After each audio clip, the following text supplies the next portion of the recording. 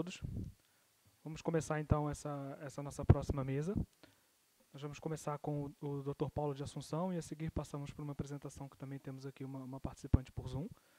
O Paulo de Assunção é doutor em História Ibérica pela Escola de Estudos de Ciências Sociais de Paris, doutor em História Econômica e Social pela Universidade Nova de Lisboa e doutor em História Social pela Universidade de São Paulo, e atualmente é também membro do Instituto Histórico e Geográfico Brasileiro e investigador do Centro de Estudos Clássicos da Universidade de Lisboa. O Paulo vai ter a palavra agora também para explicar um pouco sobre a sua apresentação. Tem a palavra, Paulo. A todos e a todas. Agradeço à comissão organizadora pela possibilidade de estar participando do evento, né, num conjunto de apresentações energizantes, né, de sentir esses jovens trabalhando e trazendo projetos e ideias novas, né, dando uma continuidade para aquilo que a gente sabe que é bem difícil em termos de pesquisa. Eu vou apresentar aqui um projeto coletivo, né, de uma equipe do Brasil, contemplada por um projeto da FAPERJ, no ano passado, visando aí o entendimento do bicentenário da independência do Brasil, constituindo como foco de ação a documentação do projeto Resgate. Esse projeto foi do edital 34, conta com a minha participação como investigador principal, com coordenação do João Naras da Biblioteca Nacional, com a Érica Dias e com a Denise Couto. Então, o que nós pretendemos, ou que foi desenvolvido, que está sendo desenvolvido para finalização. Para quem não conhece, o projeto Resgate, ele começou justamente no Sesc Centenário, década de 70, tendo como objetivo, naquilo que é o estreitamento das relações do Brasil com Portugal, fazer a recolha de documentação existente em Portugal referente ao Brasil em diversos arquivos. Isso começou na década de 70, foi engatinhando, na década de 90 ganhou um impulso e, em 2000, por causa das comemorações dos 500 anos da descoberta, do encontro, ou de qualquer outra leitura que vocês desejem fazer, acaba tendo um maior boom. A partir daí, esse material foi microfilmado na época, né, e parte dele hoje se encontra não digitalizado. E nem todo foi disponibilizado ainda, ou seja, a continuidade dos projetos tem a dificuldade de que se começa num dado momento e depois, em seguida, acaba se tendo falta de recursos ou falta de continuidade de uma política que venha a avançar. Não sei se aqui não está avançando. Oi? Então, essa documentação que se encontra no projeto Resgate, que especificamente eu vou trabalhar, está localizada onde? No Arquivo Histórico Ultramarino. O Arquivo Histórico Ultramarino foi um dos arquivos pesquisados e há um fundo enorme de documentação de todas as províncias do Brasil e que, na realidade, não foram tratados. Qual era a proposta do projeto e o que nós pretendemos fazer? Fazer um instrumento de pesquisa voltado para aquilo que é independência, porque os verbetes foram montados a fim da descrição documental, mas nem sempre aquilo que está no título do verbete dá para entender o que se refere ou não ao contexto da independência. Esse movimento de pesquisa ou de construção de um instrumento de pesquisa também traz a divulgação de novos documentos, desses documentos manuscritos, e também um estudo introdutório. Então, nesse movimento, o que a gente tem aí como uma preocupação? Esse instrumento, ele visa justamente a dar apoio para para novos pesquisadores ou para os pesquisadores que tentem visitar alguma coisa sobre independência. Nós chegamos a identificar até agora mais de 1.600 verbetes com conteúdo correlato àquilo que é independência. Então, o período que nós abarcamos de 1820 até 1826, fizemos um corte cronológico, porque aqui a discussão é muito complexa em termos de quando é que termina, né, a assinatura do Tratado do Rio de Janeiro, de 29 de agosto de 1825, não põe fim à questão. Na realidade, nós temos um alongamento daquilo que é o processo de negociação da independência, que é muito mais dilatado e agravado com a situação da morte do Dom João VI, a regência da infanta Isabel Maria, depois a usurpação do poder por Dom Miguel e a retomada do poder por Dom Pedro. Então, tem toda uma situação aí difícil de entendimento. Nós colocamos 1826 como um dato importante para fazer essa coleta de material. Então, quais foram os passos que foram seguidos, né, ou principalmente em termos de referência. Uma produção de critérios metodológicos, principalmente daquilo que a gente desejava ou não, porque dessa documentação aparecem muitos passaportes, alguns pedidos que estão nos anos que nos interessam, mas que não interessa a questão da independência ou tem a ver com outros assuntos, então precisava um selecionamento dessa base documental, a compilação desse verbete para publicação propriamente dito, a publicação de um livro, que sairá provavelmente abril, maio do ano que vem, tendo em vista a conjuntura do Brasil, pode ter uma variação, e principalmente esses manuscritos foram tratados, o que exigiu para nós o quê? Uma discussão com relação à questão da transcrição diplomática, de como seria apresentado esses documentos, que também é uma seleção que tentou abarcar todo o contexto brasileiro.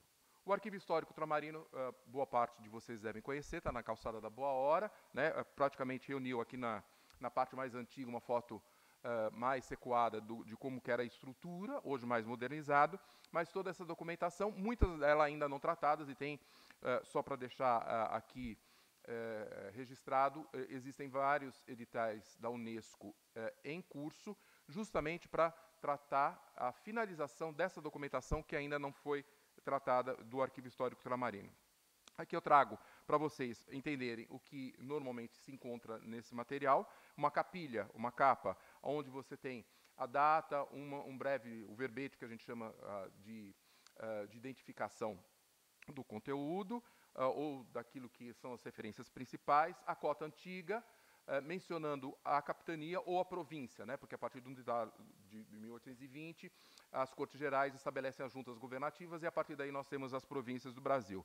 E aí a cota atual, que também demanda um certo cuidado da gente verificar se está correto ou se não, algumas pequenas gralhas que acabaram aparecendo nessa construção do instrumento, né? Então, as províncias que a gente tem naquele momento, o 1822, do Brasil, mostra mais ou menos o Brasil com essa característica, aqui chamando a atenção para a província Cisplatina, tinha sido incorporada recentemente, né?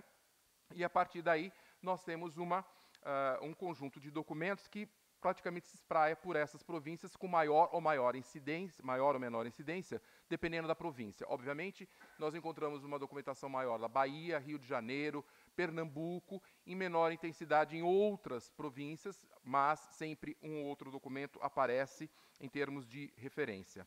Aqui um dado estatístico, né, uma referência de documentação que foi visitada, então isso implicou numa consulta de documento praticamente 1 a 1, uma leitura sumária desse documento para ver se o conteúdo desses atendiam ou não aquilo que era a independência. Em 1820, a gente vasculhou 965 documentos, praticamente pouca coisa foi utilizada, porque a notícia vai chegar a final de novembro e praticamente tudo aquilo que tem a ver com a Revolução do Porto vai ter uma incidência maior a partir de 1821. Isso a gente percebe com 1.559 documentos em 21, 2.310 em 1822, 1.228 em 1823, e aí em 1824 vai diminuindo, 696, 791 em 1825 e 311 em 1826. O que mostra? Esses documentos, aqui eu estou falando da identificação de um documento que tem vários fólios e que inclui, nesse conjunto de documentação, não só documentos manuscritos, mas também impressos. O que é importante, que a situação vai mostrar para nós, a importância da imprensa que ganha impulso nesse período. Em 1821, nós temos praticamente 20 novos jornais com aquilo que é a criação da liberdade de imprensa, e esses panfletos, jornais e outros documentos impressos passam a constar dessas correspondências que são mantidas entre Portugal e diversas partes do Brasil. Então, isso daí são elementos importantes na construção daquilo que é um entendimento da independência do Brasil. Então, aqui ele não avançou, só para... Isso. Então, aqui mostrando as províncias que eu estava mencionando e os documentos em termos de quantidade, em termos da situação. O que é importante dizer é que aqui, e uma das defesas que o projeto faz é não entender a independência, mas as independências, porque em cada uma das regiões do Brasil, ou cada uma das províncias, ou cada uma das localidades, A dinâmica foi diferente em função das transformações que estavam ocorrendo. O que não pode ser perdido aí de vista é que quando Dom João VI chega ao Brasil em 1808, ele vai fazer uma adaptação daquilo que é o sistema administrativo da colônia, readequando aquilo que era a um funcionamento mais pragmático e instaurando diferentes instituições nas províncias. Então, tudo isso está em curso quando, em 1820, nós vamos ter as Cortes Gerais estabelecendo as juntas governativas que vêm, de certa forma, desordenar o que estava sendo ordenado e criar ruídos dentro daquilo que era a estrutura das juntas, né, e daquilo que era a governação.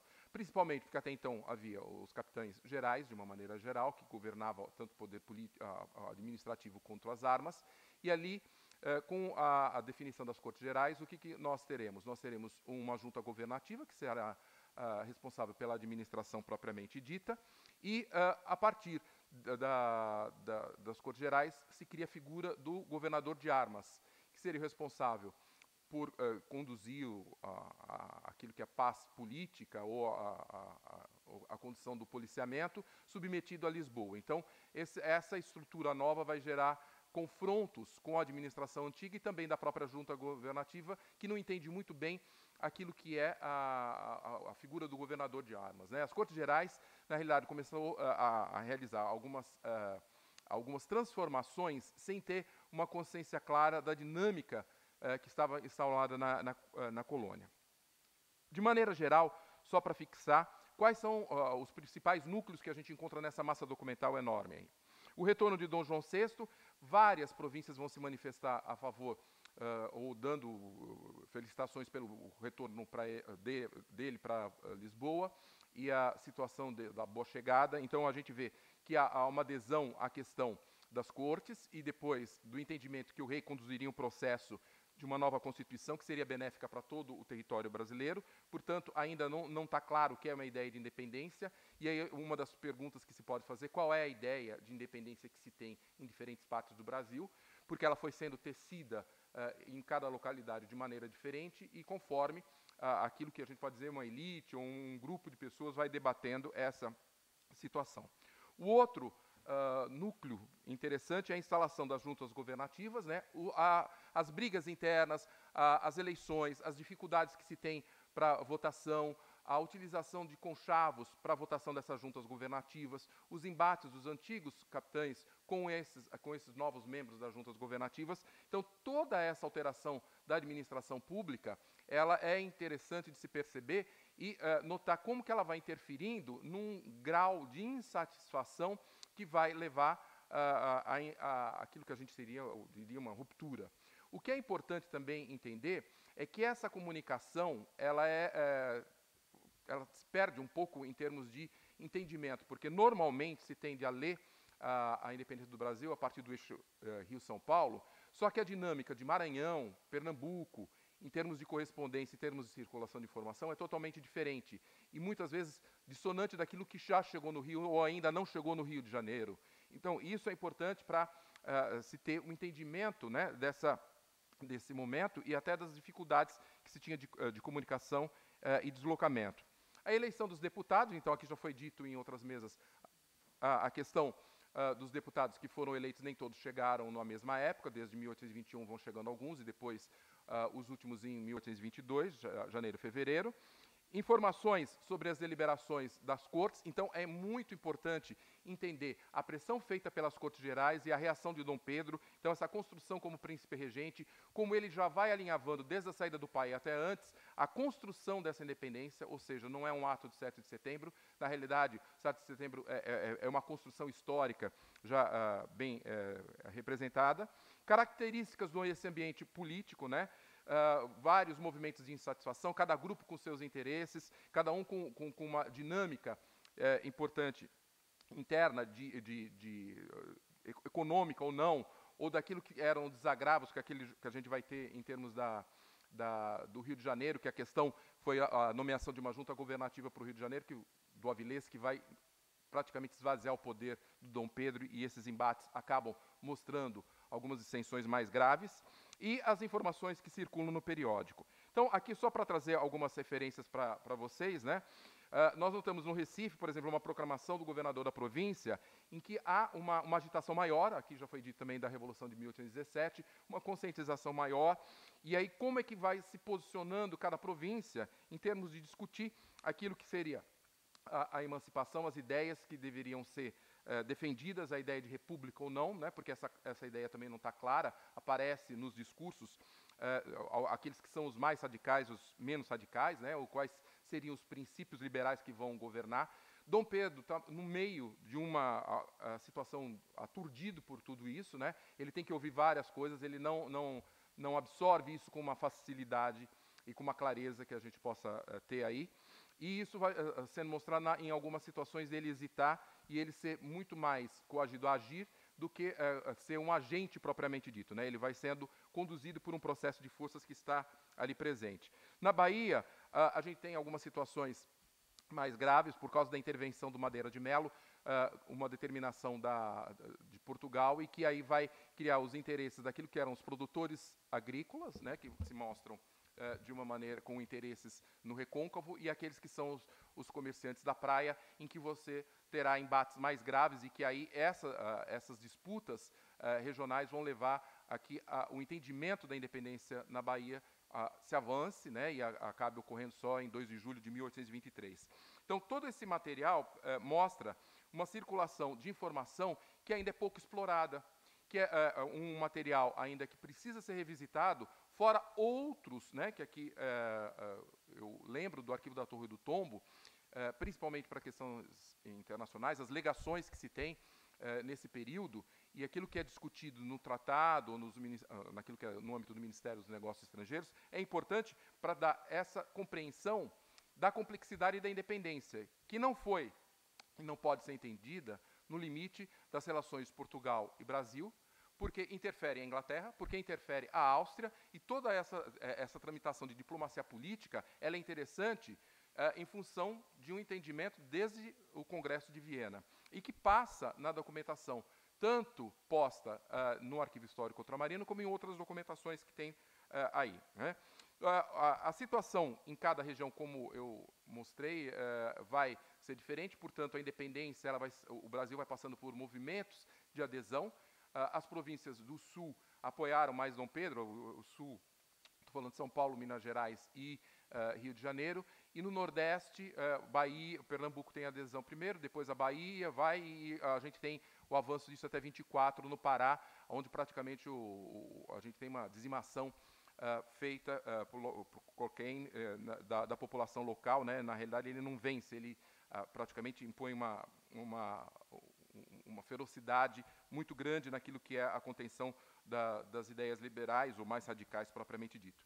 Então, aqui, só para fechar, né, a referência da documentação do Rio de Janeiro ou do Pará, vou mostrando justamente esse processo de como vai ocorrendo a adesão, de como que vai sendo absorvido e como essas ideias vão sendo apresentadas. Até mostrando que não há uma convicção clara de que a independência seria a melhor solução daquilo que se tem para o Brasil. Da mesma forma que o Antônio Penalves Rocha já mostrou, pelos discursos da Câmara, que não havia interesse posto de voltar ao Brasil ao sistema de colonial. O discurso era outro, só que o entendimento e a construção que se fez da imprensa leva a essa situação.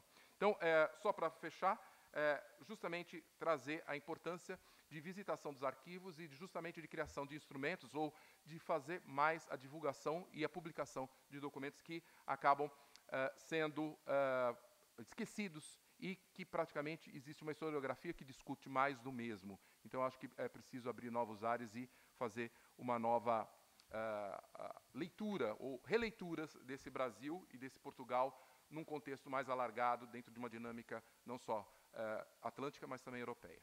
Obrigado pela atenção.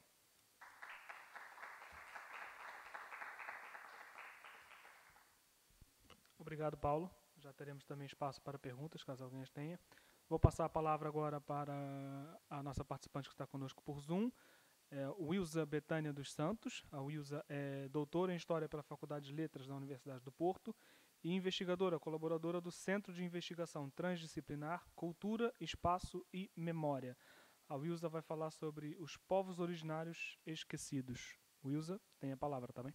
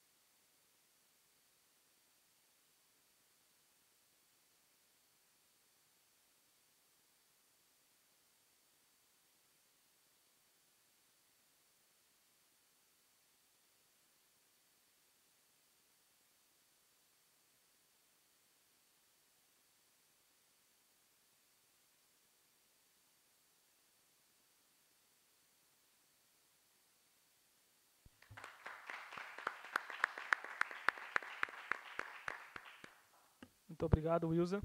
Não sei se temos aqui algumas perguntas do público. Podemos passar para essa parte?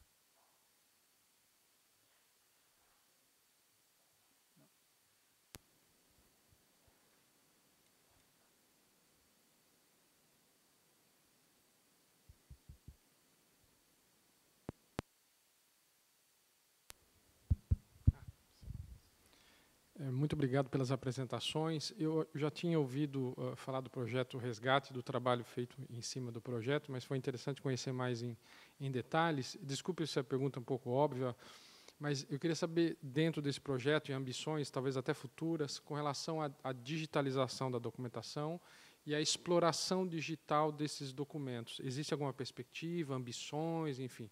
Queria saber um pouquinho sobre essa possibilidade de exploração virtual dos documentos. Obrigado.